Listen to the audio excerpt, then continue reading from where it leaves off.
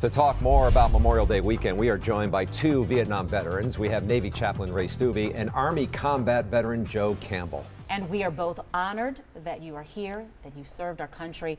I want to start with Chaplain Stubbe. You probably were involved in one of the most bloodiest fights in Vietnam, in Khe Sanh. How did you get through the days and the nights?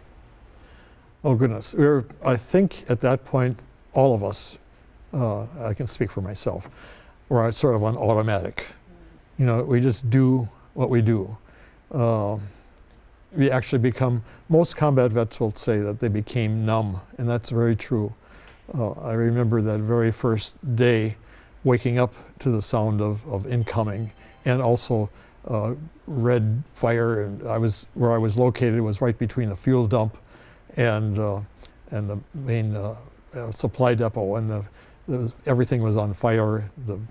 The fuel was burning plumes of orange into the air, and you're still on automatic though, with all that going around you? Well, it happened to be a Sunday morning, and I was going to get up early to work on my sermon, actually, and I had early reveille. The Lord woke me up a little bit earlier, but I was by myself in a bunker that I had built myself, and I know the bunker was above ground, and it was unsafe, and I should have moved to the trench, but with all these explosions, quite close actually, I didn't want to go out and risk getting shrapnel. But eventually I did, because it's hard to be alone when you're in combat. You don't want to be alone. You want to be with somebody. Yeah. And so I ran to the trench, and I don't want to talk a lot about it, but you have another question. Well, no, I mean, we could spend an hour talking with you. We could, and we don't want to do that. Well, no, we would like to do that. But Joe, give me a sense too. I mean, you know Chaplain Ray over the years as well. You've become buddies. Memorial Day, when it comes around, and we're one day away, what memories come to you, and what do you want people to think about come Memorial Day? You know, I thought a lot about this in preparation for this wonderful time that you're allowing us to talk to our community. And it very mixed. One, I felt in the Memorial Day parade coming up on Monday, in one breath I was disgusted. Not because of the vets. There were plenty of vets marching. It's the people that show up. There were more in the parade than there was in the attendance.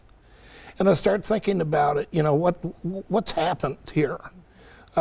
If we had Ronald McDonald or Chuck E. Cheese, maybe we'd draw a lot more. Mm-hmm. But the fact of the matter is, when I think of Memorial Day, as I really start thinking about it today at my age, is I think of gratitude. Mm-hmm. Yes, I'm sad. Obviously, sad for all those that paid the ultimate price, that saved my life. But I have gratitude that we had people that were willing to do that. And I look at the freedom that I have, my family has, we all have. No one that's challenged, but the fact of the matter, it's still a beautiful freedom to do what we want, when we want, where we want, and how we want, because of them. And we appreciate the service that you have served our country in Vietnam. Do you also take gratitude in this next step, now going with the honor flight in June to the memorial? I tell you, that's a hard one for me, because I'm going with my brothers. I've been to the wall alone. And when I went, I had a drink before I went. And I didn't know how it worked or where it went, how names, nothing. But knowing that I'm going with my brother Ray and other Vietnam vets, I'm going home to get rid of all of that pain and guilt. The ones that was put upon me when I came home for fighting a war that I thought was the right thing to do. And without getting into the politics, I am proud of my service. I am proud of my fellow vets. We gave it our best, no matter what the outcome. And I just think of those wonderful men and women that gave it their all so that we could be here. Is that what you both want for the younger generation to know and learn, so that there are more people in the parades and that there is more gratitude? I would hope that they would, realize that there's so much, the World War II vets, These guys are the greatest people on the earth, you know, that I've gotten to meet.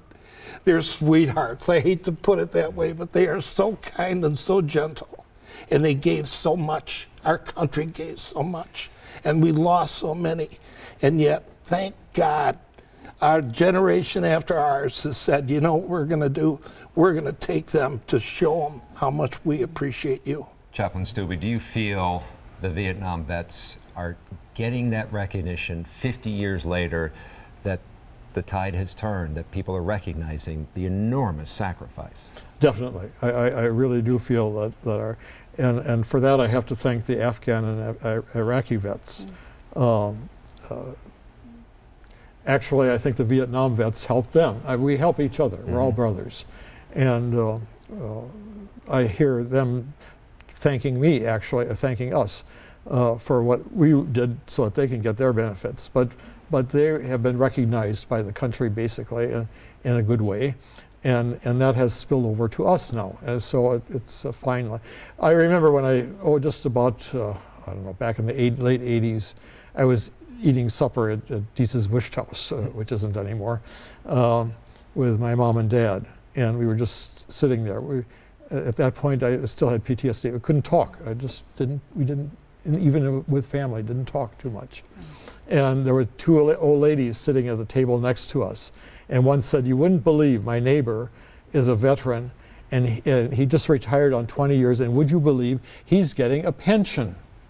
As though that was something bad. And I wanted to tell her, I didn't obviously, but I wanted to tell her, okay, you can have my pension, but you can also, because I retired on 20, but you can also have my migraine headaches, you can have my social isolation, you can have my inability to get along with other people, you can have the pain is very real. You can have my migraines, you can have the fact that I can't plan for the future, that I always have this feeling that I'm going to die any day.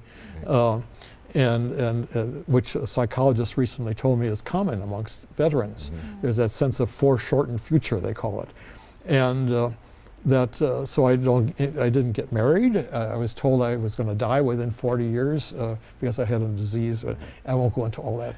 But anyway, we're finally, Memorial Day, it bothered me that not everyone appreciated. But then on the other hand, I think of Memorial Day, a lot of people do barbecues, and it's time for family, which is wonderful, time for shopping. And for a while, I was thinking that was so bad. I would get so angry at that. But on the other hand, now I feel that that's very good, because they are giving honor to the veterans that died, because they died so that they could do these things. Right. Yeah. And so by doing them, they are honoring the veterans. Well, I knew we wouldn't have enough time to tell your story, but I appreciate you both coming in to tell that story. I'm sorry I talked too much. No, you didn't talk too much. We would love to talk to you more. It's a hazard of a preacher. No. We'll be right back after this. Thank you very much. Thank you. Okay.